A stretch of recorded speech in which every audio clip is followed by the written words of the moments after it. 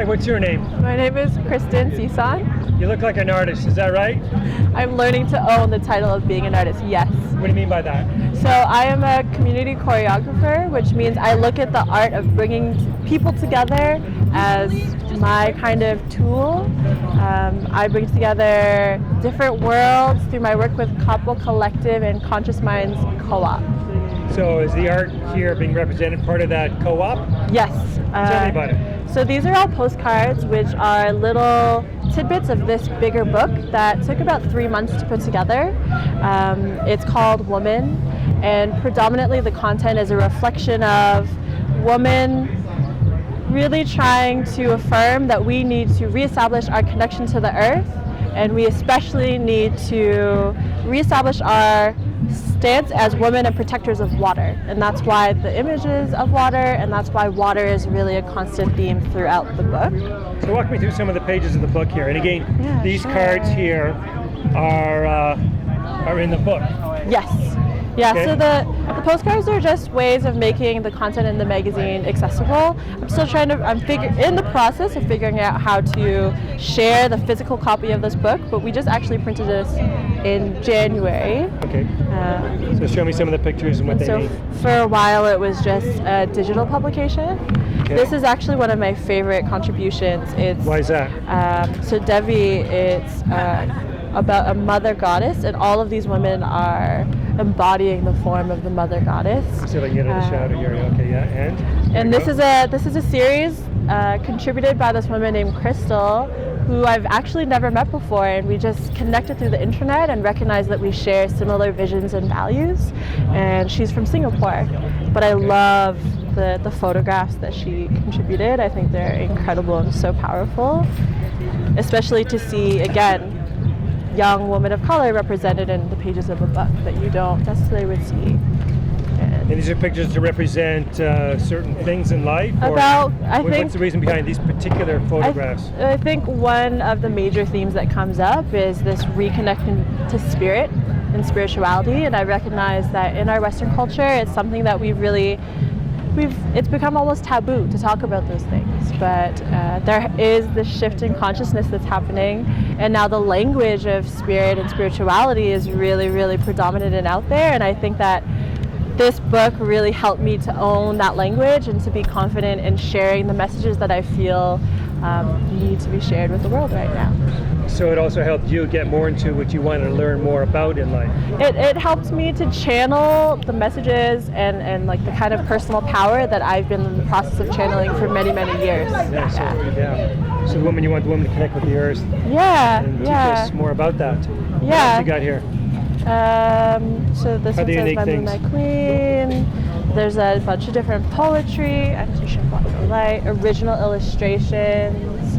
One of my other favorite pieces actually is, it's called Feeling Through the Universe, this one. Feeling Through the Universe by a woman named Asia Clark. She's a jewelry artist here in Toronto under the guise of Wild Moon. So there's her jewelry, as we can see. Yeah, that's her in the process of creating a piece. Okay. Yeah, but like if you read some of the bigger titles, it's like dreaming big is a powerful and personal form of resistance. Manifesting your dreams starts with facing your fears. So there are little tidbits. Pretty powerful. Really, really, really powerful little bits that she's included in here. It says, is your dream life truly worthy of you? Have you ever taken the time to dream of your future life? Dreaming on purpose is a liberating process. So there are all of these little articles that are not only reflections of these women's personal processes and journeys, but also little bits that inspire you to want to empower yourself to go on your own personal journey, to tap into that kind of universal power that we all have access to, the source. This really helps a woman empower herself. Absolutely. Connecting to the earth, to her original roots. Yeah, and in that way we all kind of unite together and recognize that we're sharing a common fate, and that we share work. We share a common work, which is to protect the land and water, which if we don't stand up for right now, it's quite urgent. Things cannot look so hot in the future. Yeah. Or things can look too hot in the future and we won't have an earth to inhabit as humans. Yeah. So how many women are in this collective? It's not really a collective, but it's more of a network and healthy community of young people. But there were 50 contributors for this particular work. This is the first issue of the Conscious Minds Camp magazine. It's more like a book though, with like the size it is. And the next issue is about wholeness. When's that coming out? I don't know. We'll see how spirit guides me, but definitely sometime next year. Good answer. I like that. Yeah. What else do we need to know more about the your artistic creation here and the empowerment? So I think I want to root it back to the camp space, which is where it all started for me. My recognition that I was able to create a piece like this started from Conscious Minds Camp. We've now evolved into a youth cooperative, but Conscious Minds Camp is a space for young people to gather. Am I allowed to swear in this? Conscious Minds Camp is a space for young people who give a fuck, is how I really shortly and curtly and maybe profanely am wording it. But it's a healing and educational space that starts as a summer camp in August, where we retreat from the city and in that way leave behind our habitual selves, you know, the waking up, got to get to this 9-to-5 job, and kind of drop that routine and learn how to listen to the messages in our own bodies, and by connecting to the earth and listening to plant beings and animal beings and the words they have, and then to connect with other young people who want to learn how to cultivate healthy and resilient communities, which is a life skill that we all need as we're trying to embody a new world. So where does this camp happen and when? It's in Coburg. At a scout reserve on 62 acres of beautiful land. This summer in 2017, it's happening from August 5th to 19th. How long has it been running? 4 years. 4 years. I've been organizing with the camp for 4 years, but there have been 5 years total of organizing. So are you a not-for-profit or charity? What's your status? We are a not-for-profit, and we recently incorporated as a co-op. It was actually a year ago, but this spring, on April 29th, we launched our official cooperative to our broader community. I don't even know how many members we have. We're still budding and growing, but it's super exciting right now because it's a house for us to root our various projects. And the point of the co-op is for each youth member to kind of have a space to ground and pursue their dreams with the support of other people. How many people would attend this camp? What's the capacity? That's a good question.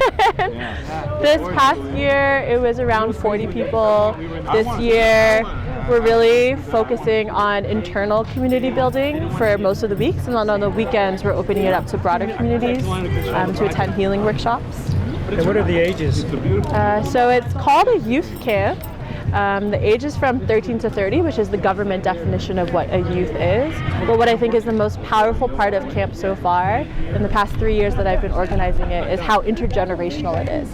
And I think part of the path to healing the traumas of this earth is by reconnecting to our elders and acknowledging that stories and wisdom and knowledge gets exchanged, not in just you're older than me so I have to listen to you and listen to everything you say, but realizing that we as young people also have things to teach the older people, and that it's a reciprocal exchange. It's not a one-way street. Because the children today could be indigo or the other type, right? Exactly. And it's, you know, you have many past lives where you're reincarnating, so like the younger ones could have all this wisdom that the older ones have maybe used to tap into but have forgotten. So now it's more like the parents to listen more to their children. Yeah. Who now, this generation, have a lot of wisdom to teach their parents, as opposed to before the old school would be shut up. You have to listen to me, and I have the authority. Because I was born during the war, life is tough, and we're going to go with that conditioning. Exactly. Now things have changed since December 2012 with the cat's out of the bag, and we're recognizing and giving respect more to the youth that can liberate the planet consciously. Exactly. And if you always say, oh, youth are the future and youth are the ones who are going to change the world, how many spaces actually exist where you give the youth the power to direct what they're learning about? And that's exactly what this space aims to be, a space for young people to direct what it is that they want to talk about. What are the conversations that we need to have right now? So how do you get involved? Find me. You can find me on Instagram. I'm really active on Instagram. Instagram.com/bonesthrone. So BONESTHROWN. And then consciousmindscamp.org. And your name is? Kristen Sison.